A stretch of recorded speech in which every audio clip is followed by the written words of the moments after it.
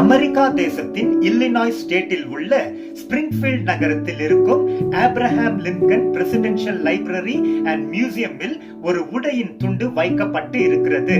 அதை எவ்வளவு பணம் கொடுத்தாலும் வாங்க முடியாது.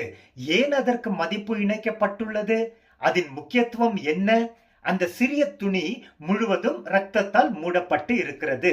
அது ஒரு காலத்தில் நடிகை லௌரா கீன் அவர்களுக்கு சொந்தமான ஆடையின் ஒரு பகுதியாக இருந்தது.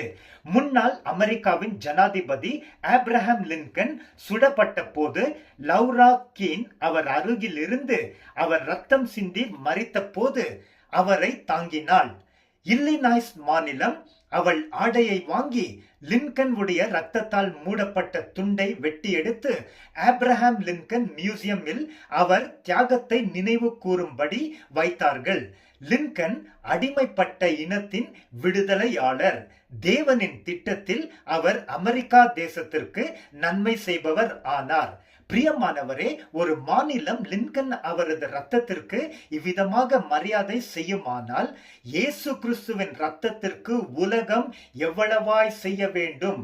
இயேசுவின் ரத்தத்தில் விடுதலை வழங்கும் சக்தி மற்றும் சிதறடிக்கப்பட்ட மக்களை ஒன்று சேர்க்கும் பலன் நிறைந்திருக்கிறது. சத்தியவேதத்தில் இயேசு கிறிஸ்துவின் ரத்தத்தை விவரித்து பேசும் வசன பாகங்கள் உண்டு.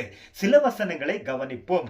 காளை, வெள்ளாட்டு கடா இவைகளின் ரத்தமும் தீட்டுப்பட்டவர்கள் மேல் தெளிக்கப்பட்ட கடாரியின் சாம்பலும் சரீர சுத்தம் உண்டாக பரிசுத்தப்படுத்தும் என்றால், நித்திய ஆவியானவராலே தம்மை தாமே பழுதில்லாத பலியாக தேவனுக்கு ஒப்பு கொடுத்த கிறிஸ்துவினுடைய ரத்தம் ஜீவனுள்ள தேவனுக்கு ஊழியம் செய்வதற்கு உங்களுடைய மனசாட்சியை செத்த செயல்கள் இல்லாமல் சுத்திகரிப்பது எவ்வளவு நிச்சயம். ரத்தம் சிந்துதல் இல்லாமல் மன்னிப்பு உண்டாகாது. எபிரேயர் 9:13-14-22. குற்றமில்லாத மாசு இல்லாத ஆட்டுக்குட்டியாகிய கிறிஸ்துவின் விலை உயர்ந்த இரத்தத்தினாலே மீட்கப்பட்டீர்கள் என்று தெரிந்திருக்கிறீர்களே. 1 பேதுரு 1:19. இயேசு கிறிஸ்துவின் ரத்தம் எல்லா பாவங்களையும் நீக்கி நம்மை சுத்திகரிக்கும். 1 யோவான் 1:7.